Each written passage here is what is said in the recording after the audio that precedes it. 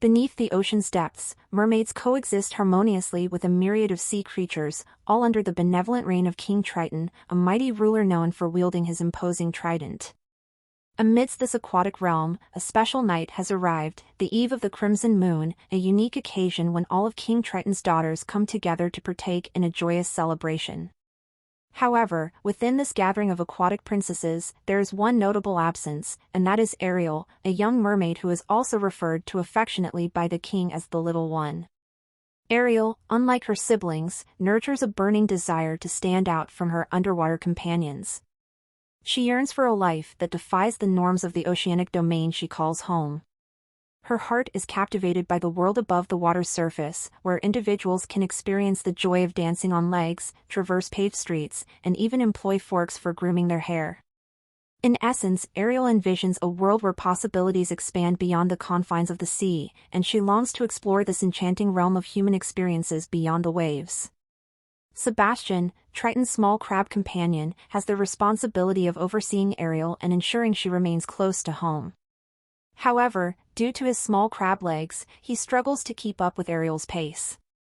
According to his judgment, Ariel's tail fins should be kept anchored to the ocean floor. Ariel possesses a strong interest in the human world, yet she's forbidden from venturing near the land, a rule that was established after her mother's death. The queen was killed by a human, leading to this prohibition. Despite this, Ariel's adventurous nature prevails, and she finds herself drawn to the surface when she observes fireworks originating from a ship on the sea. While on the ship, Ariel observes its occupants and learns that they are celebrating Prince Eric's birthday. However, the situation takes a turn for the worse as a powerful storm approaches the vessel. Eric attempts to navigate the ship to safety, but the ship collides with a rock, resulting in him choosing to abandon the sinking ship. Amidst the chaos, everyone manages to reach the lifeboats except for Eric, who falls overboard from the opposite side. Acting swiftly, Ariel rescues him and brings him to the shore. Once there, she employs her enchanting siren song to save him. Eric is on the verge of waking up to discover the identity of his rescuer. Meanwhile, guards are actively searching for him. In the midst of this, Ariel makes the decision to return to the sea. As she observes Eric's kind-hearted and caring nature, she becomes infatuated with him. This experience challenges her father's belief that all humans are malicious. In fact, Ariel comes to the realization that she and Eric share similarities. They both feel like they don't quite belong in their respective worlds. Ariel desires to spend more time with Eric, drawn by their shared understanding and connection. However, her father's extreme anger surfaces when he learns about her excursions out of the water. In his fury, he destroys Ariel's treasured collection of human items and imposes a permanent ban on her visiting the surface again. On the contrary, Ursula, who is Triton's younger sister and known as the Sea Witch, has been carefully observing Ariel's actions. Ursula entices Ariel into her grasp by deceitfully promising to grant her legs so she can explore the world above the sea. Ariel follows Ursula's instructions, and through a musical performance, Ursula explains that this exchange will involve both giving and taking. Ursula presents Ariel with a proposition: if she wishes to visit the surface and the human world, she must surrender her voice. However, there's a significant condition attached to this gift. Ariel must manage to receive a true love's kiss from a prince before the sun sets in 3 days.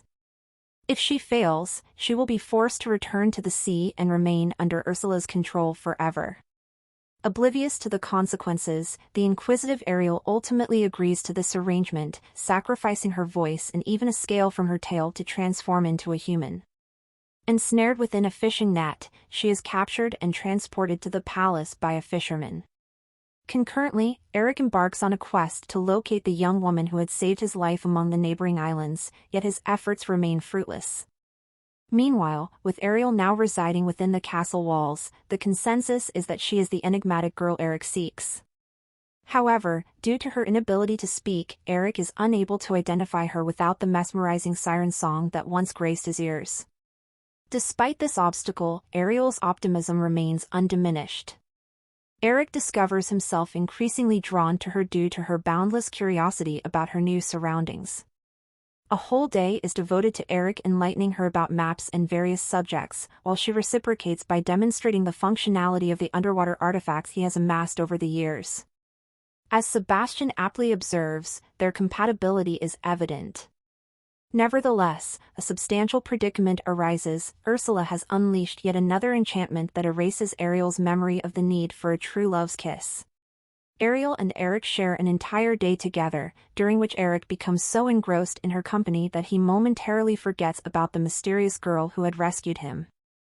Throughout their shared day, Sebastian, Scuttle, and Flounder collaborate to nudge Eric into kissing Ariel, as she has no recollection of the essential requirement for her transformation. Their efforts almost succeed as Ariel and Eric navigate a lagoon in a boat, the atmosphere perfectly set after marveling at constellations in the night sky and Eric learning Ariel's name. Yet, at the final moment, Ursula intervenes, using her eels to capsize the boat. With just one day left before the deadline, Ursula deems it too risky to leave anything to chance.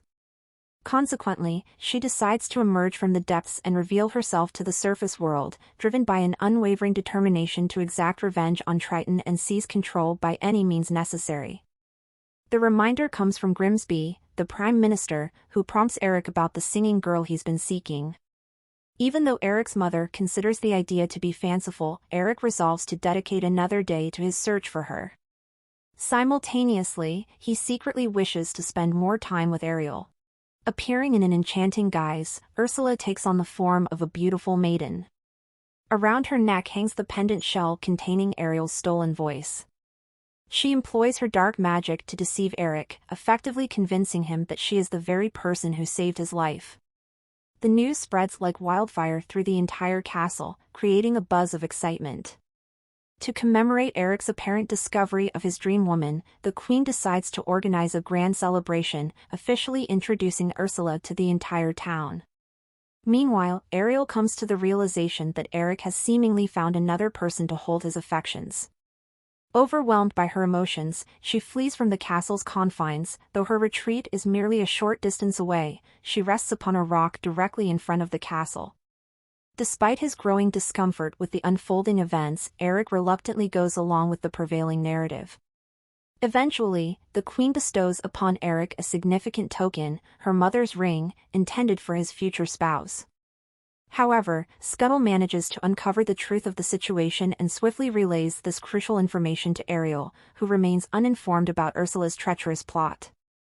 Ariel rushes forward, seizing the necklace containing her voice from Ursula's neck and reclaiming what had been stolen. Eric's perception is abruptly transformed, and at that climactic moment, they are on the brink of sharing a kiss as the sun dips below the horizon. Regrettably, time runs out, and Ariel undergoes a transformation back into a mermaid. Ursula reverts to her true form and seizes Ariel before plunging into the depths of the sea. Within the underwater realm, Triton learns of the unfolding events through Flounder's account. Desperate to resolve the situation, he attempts to negotiate with Ursula. Ursula, driven by her ambition to rule the seas, demands Triton's trident as her price. Succumbing to her demands, Triton surrenders the trident, but Ursula's eels deliver a fatal electric shock, leaving Triton devastated. Despite her grief, Ariel attempts to confront Ursula, but her efforts prove insufficient. Eric, who has followed them in a boat, manages to divert Ursula's attention, leading to a chaotic struggle that results in Ursula losing control over her eels. Ursula then assumes a massive form, displaying her power over the sea, disrupting any semblance of harmony between the worlds. Employing the trident, Ursula creates a whirlpool, intending to pull Eric underwater to his doom. In a moment of revelation, Ariel recalls her observations of Eric's ship and utilizes the wreckage to launch a direct assault on Ursula. Struck forcefully, Ursula is sent hurtling into the sea, meeting her demise. With Eric safe, Ariel follows the trident's path into the water. To her astonishment, her father is revived by the trident's magic, revealing the depth of his love for her. She is profoundly moved by his willingness to sacrifice himself for her sake. Meanwhile, Eric reaches the shore, where the perception of their love story is seen as a tragic tale due to the apparent incompatibility of their two worlds. After the passage of numerous days, Triton comes to a profound realization: the key to his daughter's happiness lies in allowing her to pursue her dreams unrestrictedly. Understanding this, Triton uses his trident to fulfill Ariel's desire, bestowing upon her a pair of legs. With their hearts intertwined, Eric and Ariel embark on a journey into matrimony, marking the dawning of a fresh era where harmony prevails between the inhabitants of both land and sea. The long-standing misconception that each realm harbors malevolence towards the other is finally shattered. This marriage symbolizes a momentous step towards unity and understanding. As Ariel and Eric venture into uncharted territories, they do so with the blessing and support of Triton and all the merfolk. Together, they step out of their respective domains to demonstrate their unwavering commitment to this newfound alliance. Triton's perspective undergoes a transformation as he witnesses the positive aspects of humanity, recognizing that they aren't as dreadful as he once believed. Simultaneously, Eric's mother undergoes a similar transformation, recognizing the true nature of the Mer people. Ultimately, Ariel and Eric's love story serves as a catalyst for change, fostering a world where differences are embraced, misconceptions are dispelled, and harmony prevails between two previously divided worlds. Thank you for watching.